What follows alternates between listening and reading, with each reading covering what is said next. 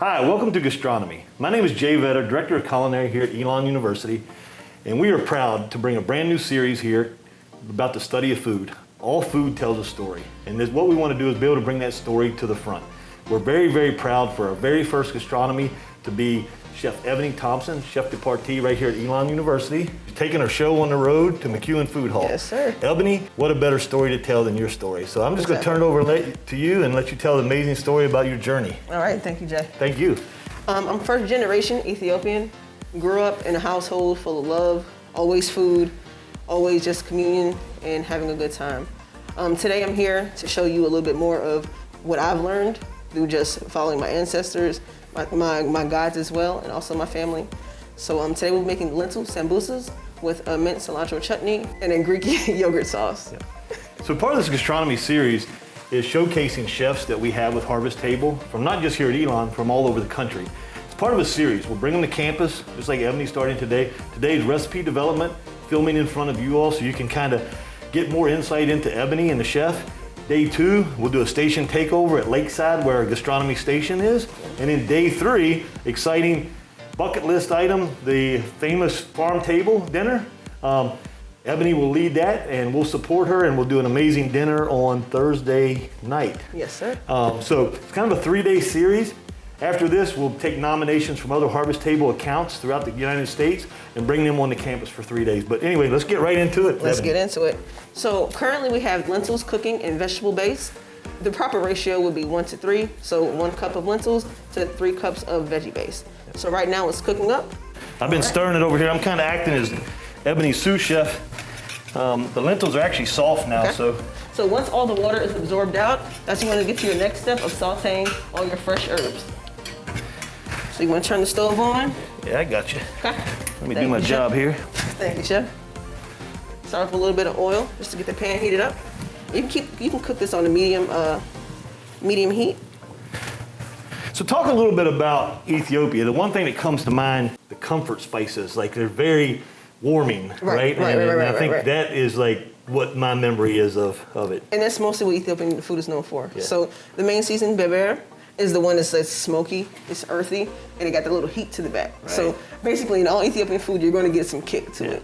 So be prepared today. So what kind of influences Ethiopia, you and I were talking about it, obviously get a little bit of Mediterranean in there? Yeah, so Italian. Yeah. So there is a lot of Italian, mix up in there as well. We have like the desserts sometimes, like even like my grandmother, the only American dish we ever had was lasagna. to be, quite frank. I mean, and we cook the meat in the same seasonings that we cook our food in. Yeah. So it kind of mimics, and we add the spinach and the cottage cheese we use in our food as well. Yeah. And it's kind of incorporated. So that's the beauty about food to me. Like we said, all food tells a story. And, exactly. And all the great family stuff's around the table, right? Exactly. But it's funny how you can take an influence from Italy into Ethiopia, and then the Ethiopian, your grandmother and them put their own twist on it with their own spices. Exactly, and kind of transforms it into a whole nother dish. Right. So here we go.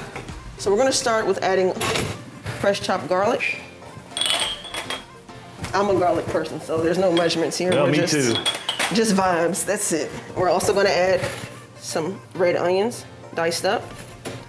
Ethiopian food is heavy in onions, period. So the more the merrier. We're just gonna let that saute until the onion gets a little translucent, and then we'll start adding our other fresh items. Perfect. So tell me about dinner at your grandmother's. It's not really dinner, it's more of come over. And that can range from 12 p.m. to whenever. So it's, like I said, it's more about family communion, and we're all hanging out. So we'll eat our first batch of food, and then everyone will come and speak and talk and just congregate. And then the women come up with coffee. So Ethiopia is very, very known for coffee. Yeah. So once the coffee gets going, they get these little small cups of espresso. Now they're right back up. And then now we're on another round of food again. Now we're eating more, we're eating breads, desserts, and all that stuff. So you might not leave till 11 o'clock that night, So that's just how it is. And then when you're hosting someone, you're always cleaning up behind them. Right. That's one thing. Like being hospitable is one of those things that I learned from just growing up in that environment. If that's your house, take your plate. Let me wash your dishes. And don't be the young one in the house, because you're doing all of that. So, you know, you get a lot of structure, and you learn that way, right? Exactly. Right? You know, that's why cooking to me wasn't a chore anymore. You know, it just became second nature. Like, you're supposed to take care of somebody, you know, when it comes to food. So well, I can tell you, Ebony, your cooking shows your love and passion, and what makes you a great fit. You know, obviously, during the pandemic, Ebony actually joined us, and she joined our team here. And I always tell people that, you know, the pandemic, quite frankly, it stinks, right? Yeah, it stinks. But one of the good things that came out of it was we got you. Definitely. We found you, and you found us, and I think you found a home. I did. And we're excited because I know like the passion and the love comes out in the cooking. It's there, and, definitely. So. Definitely. We're also excited for tomorrow for the station takeover, right? Yeah, I'm excited for that. Your mom's coming to join us, right? Yeah, my mom's coming, and my father and my brother are coming on Thursday for the chef's table. Nice. And my sister and mom are coming up here to support me. Yeah.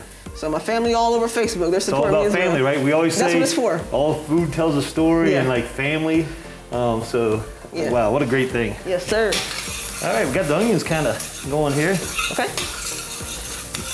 So then we're gonna go ahead and add the jalapenos. Yeah. Like I said, Ethiopian food is known for spice, and we're gonna seed these because you don't want it to be too spicy to where you can't taste the food.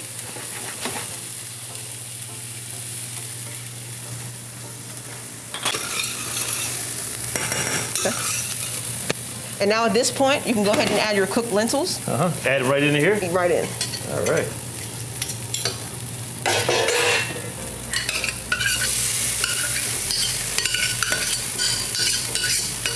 So talk a little bit about lentils. I mean, there's all kinds of lentils, right? Yeah, and Ethiopians are known for the lentils, and Shadowwat is one of the main ones. So it's one of the vegetarian dishes. And like I have seasoning here, and it's like a chickpea, and it's blended up. It tastes really, really good. Yeah. So once everything... It's like chickpea flour. Yeah, that's exactly what it is. Yeah, okay. Yep. I got you. So we're gonna add in a little coriander. Here's those warming spices I was talking about. Exactly.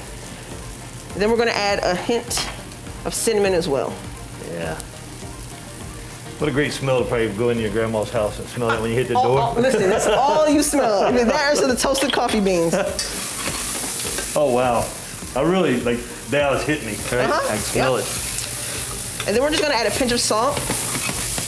And you always wanna do this towards the end because if you salt it too early, you mess up the lentils. Yep. You can always fix it towards the end. Let it saute for about 2 minutes until all the flavors kind of marry. Oh, wow. I wish you all could smell this. Man. Thank you, Chef. Thank you, Chef. All right, so once it's done, you can pull it from the heat. All right. I like being your sous chef there, Chef. I appreciate it. There you go. So we're gonna let the lentils cool down for a second because you don't want to put it into the hot spring roll wrapper. It's not gonna do well, trust me. Tell me about this chutney, because I am a huge fan of chutneys. Yeah, so this is gonna be a cilantro and mint chutney, but of course, with Ethiopian food, it's gonna have a little spice. Yeah. Exactly. This is some good lemon. So first we're gonna start off with lemon juice. It doesn't really matter what order you actually do this in, as long as everything's in the container. So we're gonna get some fresh lemons to create some lemon juice. My secret is you either microwave them to get the extra juice out, or just roll them. Good tip. Yes, sir.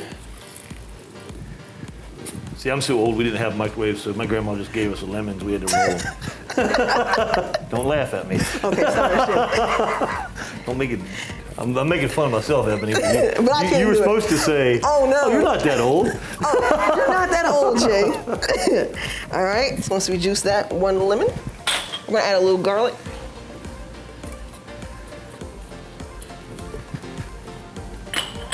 Then we're gonna add a little ginger as well. Ginger is really big in Ethiopian food cooking as well. Ginger, onions, more of the aromatics. Yeah, yeah. So when you're walking into the house, you're gonna smell like that for 24 hours at minimum. Nothing wrong with that. At minimum. All right, next we're gonna have a little bit of jalapenos. All right, like I said, for that heat. Exactly. But because it's seeded, it's not as spicy.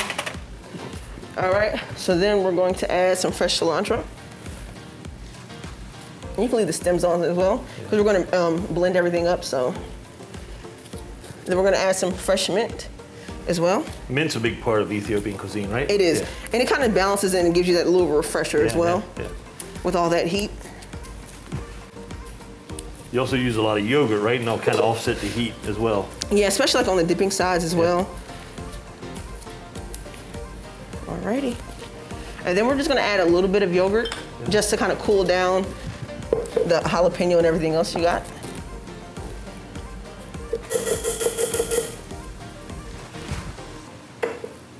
Okay, we're gonna add a little bit of sugar as well.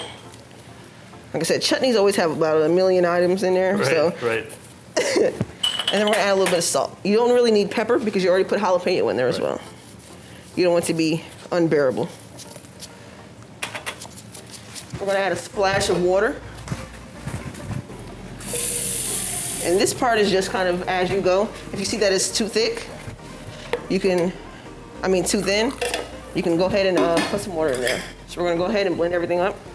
So for this, if you got a Vitamix at home or a blender, you can use whatever you got. Not everybody has a cool hand mixer like that. Right.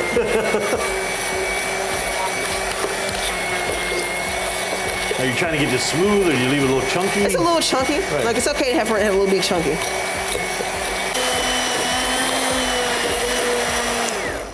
So when you know it's done is when you start to smell the cilantro truly coming out. And you can definitely smell it. And the mince as well, yeah. So it's gonna be a little chunky. It's gonna be a little loose. It's not gonna be just a straight sauce. You still wanna be able to taste the herbs and see the herbs as well, okay?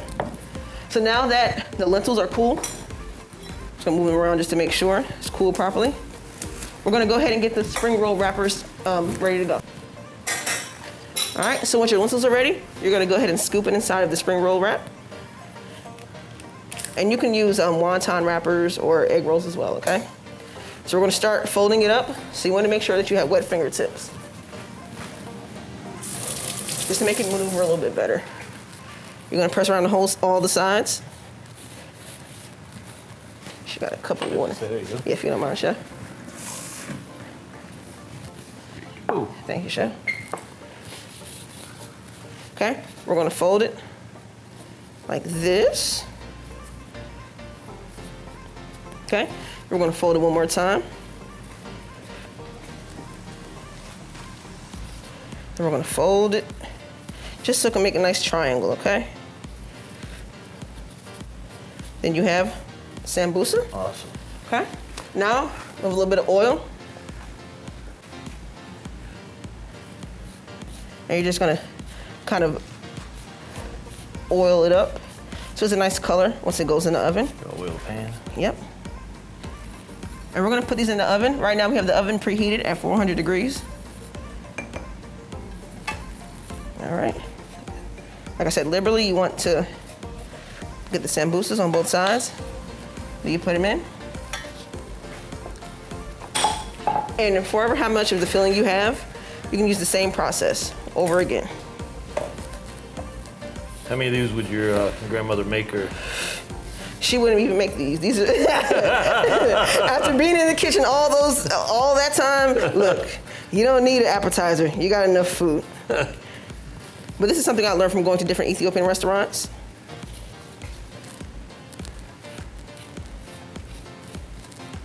And they go in the oven at 400 degrees. For how long? For about 6 to 10 minutes. All right. And then once that's done with, it gets a little brown on the top.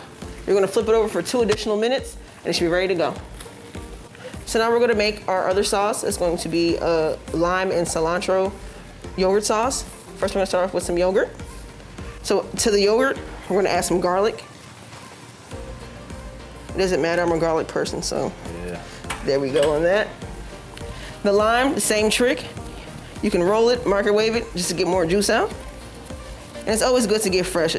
I'm not judging if you get the bought stuff, but it's always good to have the fresh. And make sure you don't have any seeds in there, because that's the last thing you want to bite into.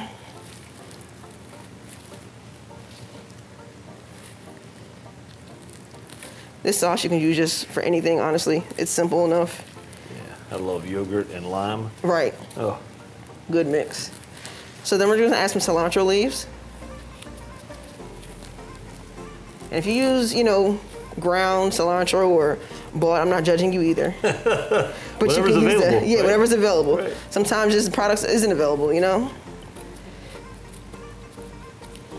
That's the nice thing too about gastronomy and kind of the culture of food is a lot of times as people move to other countries or they move to even around their own country, Right. Some ingredients aren't readily available. Exactly, exactly. So you kind of got to adapt, and I'm sure We have. your grandmother did just like my grandmother. Oh, definitely, Yeah. definitely.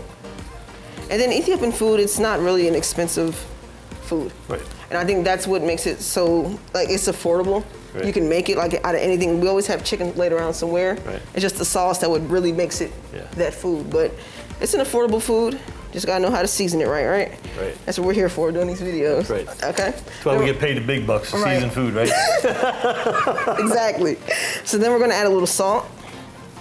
And this is not gonna have jalapenos in it this time, okay? It's gonna be the cooling effect, right? Yeah, exactly. To balance it all out. Then we're gonna add some pepper. And then just do a little mix.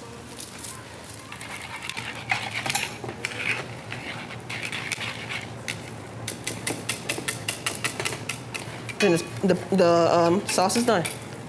Now the sambusas are ready. Make sure you get a nice golden crust to it. We're gonna go ahead and start to lay down the yogurt sauce.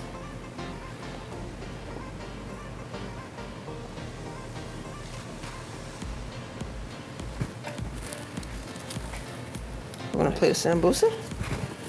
Then we're gonna go ahead and just do a little bit of the chutney. Oh, wow. I wish you all could smell this.